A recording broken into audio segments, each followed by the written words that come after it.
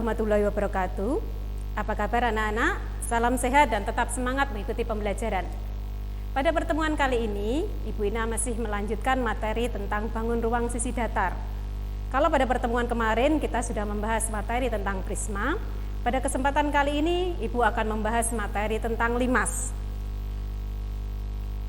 Ada beberapa hal yang akan kita pelajari pada pertemuan kali ini. Yang pertama yaitu tentang pengertian limas.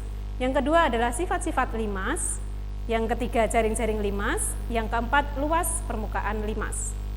Seperti yang sudah kalian lihat pada tampilan di layar kalian, dalam kehidupan sehari-hari ada banyak bangun-bangun yang bisa menunjukkan contoh secara langsung tentang limas. Seperti di situ ada piramida, kemudian ada Candi Borobudur, dan masih beberapa contoh yang lainnya. Untuk selanjutnya, kita akan membahas tentang pengertian dari limas. Apa yang dimaksud dengan limas? Limas adalah bangun ruang yang alasnya berbentuk segi banyak.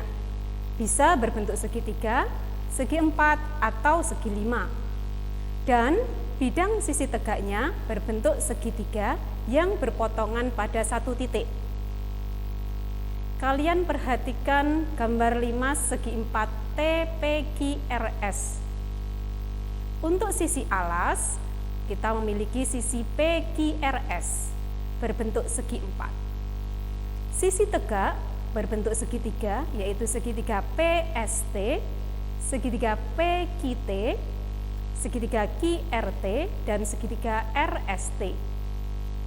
Titik T disebut atau dinamakan dengan titik puncak.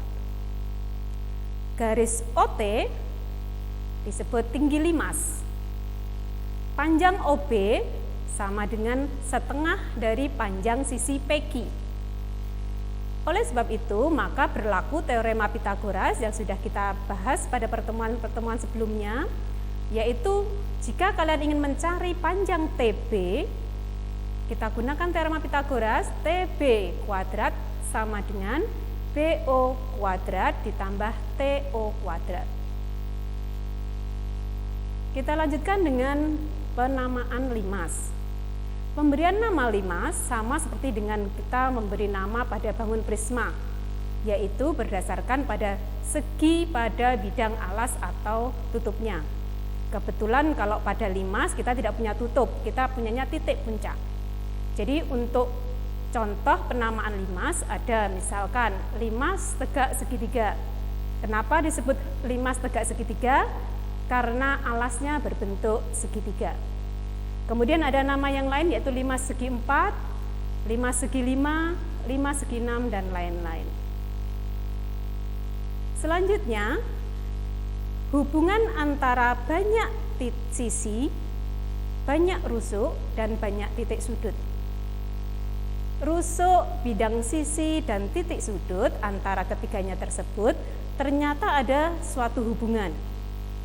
Nah, hubungan yang dimaksud di sini adalah rumus Euler, yaitu banyaknya sisi ditambah dengan banyaknya titik sudut sama dengan banyaknya rusuk ditambah 2. Atau kalau dituliskan dengan rumus seperti ini, S ditambah T ditambah sama dengan R ditambah 2. Dengan keterangan S itu adalah sisi, T adalah titik sudut, R adalah rusuk, sehingga rumus itu berlaku jumlah sisi ditambah titik sudut sama dengan jumlah rusuk ditambah 2. Rumus ini disebut dengan rumus Euler, karena yang menemukan adalah Leonhard Euler.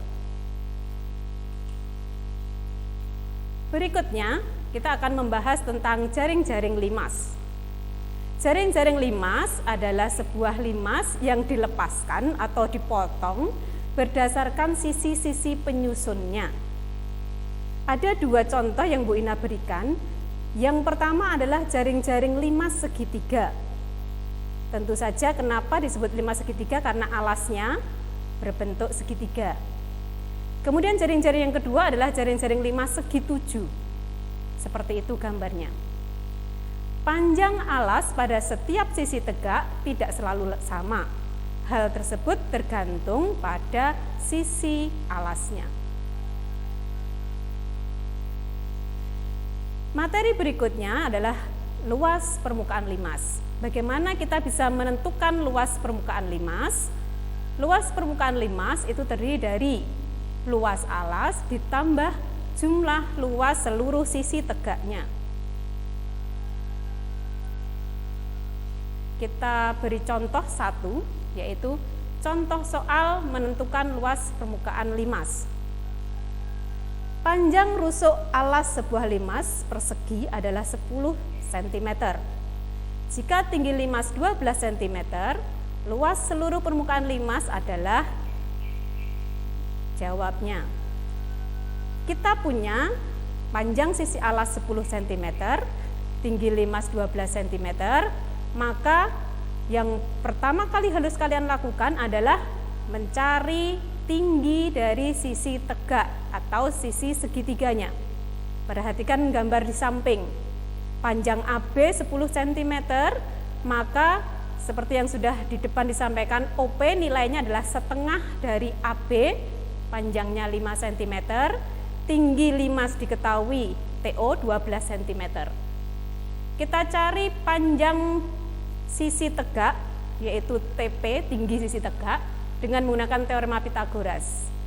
TP sama dengan akar dari TO kuadrat ditambah OP kuadrat, sama dengan akar 12 kuadrat ditambah 5 kuadrat, sama dengan akar 144 ditambah 25, yaitu akar 169, jadi panjang TP adalah 13 cm. Setelah kita menemukan panjang TP, yaitu tinggi pada sisi tegak, maka kita baru bisa mencari luas seluruh permukaan limas. Luas seluruh permukaan limas adalah luas alas ditambah jumlah seluruh sisi tegaknya. Alas berbentuk persegi, maka luasnya adalah luas persegi ditambah 4 kali luas segitiga.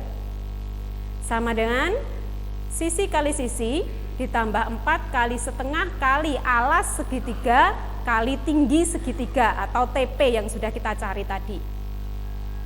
Nilainya adalah 10 kali 10 ditambah 4 kali setengah kali 10 kali 13 diperoleh 100 tambah 260 sama dengan 360 cm persegi.